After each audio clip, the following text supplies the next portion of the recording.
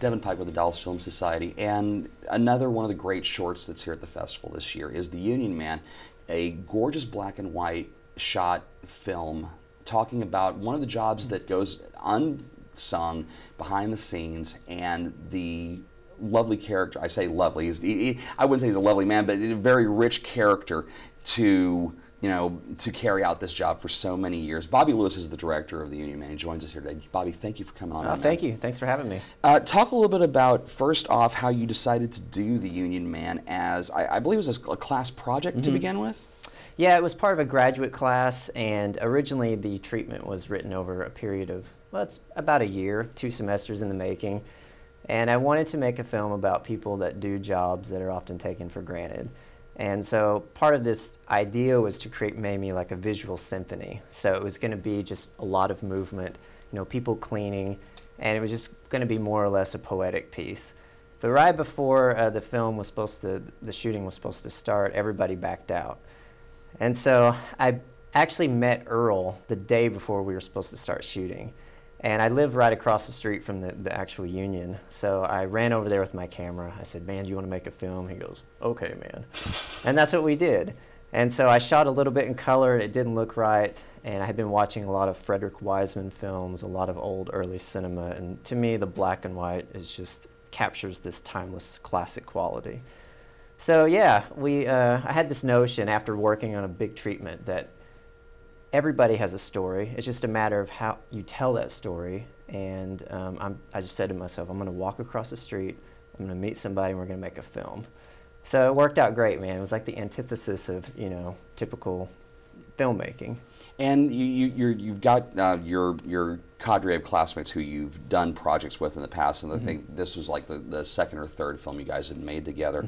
When they were looking at The Union Man and they're saying, okay, fine, this is a really great project, I'd love to sink my teeth into it, or were they looking at it going, okay, Bobby says it's cool, so we're going to do it, or how much did people buy into it when they were rolling in? It was just happening in the moment because we were on such a fast. We had like 3 weeks to make the film. And so there wasn't a lot of time for reflection, but I had worked on an earlier film and they saw how I operate. It's usually this kind of deal where you walk in a room and you go, I don't know where the breeze is going to happen, but let's just try to be where we think it's going to be. You just capture the spontaneous nature of documentary is what I love to embrace. So they knew that.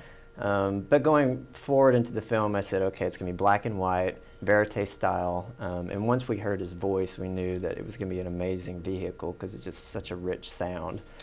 So they trusted me. I've been in projects and bands before where I wasn't given the benefit of the doubt until the final product was complete. And then they're like, oh, okay, I understand now. But Andrew and Sarah and Aaron, they were all very supportive along the way. You mentioned the black and white to just capture the mood, but also what I found interesting is that it almost lends to the nature of the job, where either it's clean or it's not, either it's serviced or it's not, and it's very, I don't want to say stark because that would mean you're over processing it and doing something along those lines, but you actually you gave this scenery a character in and of itself. Working around the Union and any other, when you're looking at Earl, which is great face. He just has a really good face for a project like this. Yeah, I appreciate you noticing that. The film, being black and white, I feel sort of underscores the loneliness of his job.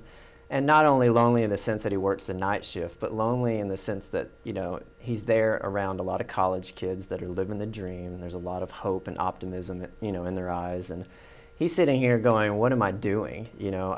I thought I was on the path. I had my identity in this one thing, and now I'm stuck here, cleaning toilets.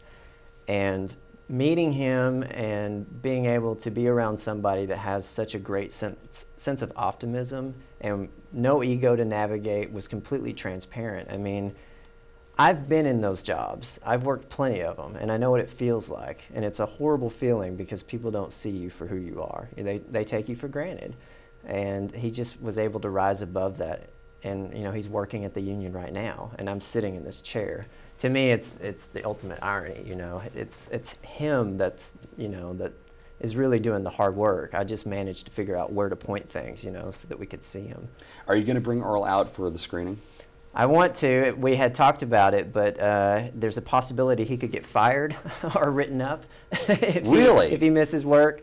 So no. I mean, I know that we can't get Lee Pappert, the CEO of Dallas Film Society, to like write him a note or something, like a get out of class note. The students get one. Why shouldn't Earl? Oh, I know. It's just I called and left a message, and I know it's probably a staffing problem, but I don't know. I hope that he can make it, because he has yet to see what I see, and it's that moment where people see him on, the screen, and they're able to bring that into their own experience and go, oh, okay, I like this guy, and I know because I can relate to what he's going through. All can relate to this story, Once you're done with the festival runs for the short, what are your plans for it? Are you thinking about putting it out online, or just shelving it, or you're going to put it on your reel for the rest of it, or what are your plans for it? After the festival, I don't know. I've been talking with this production company, Mobius Films, and we might try to do something with that in terms of distribution. There's always YouTube. I like the idea of having something accessible and able to watch. I kind of keep it hidden for now during the festival phase. But yeah, just we'll wait and see. Maybe you'll formally endorse me and give me $10 million to release the film. Well, I need my $10,000 for my film first. You can find out more about The Union Man and all the other great films at the Dallas Film Festival at dallasfilm.org, and we try to keep up with our alumni films. So as you get this film out in public, we'll tell people where to find it, man. Thank you so much for bringing this to the festival. Thanks. It's an absolute pleasure. Thank you.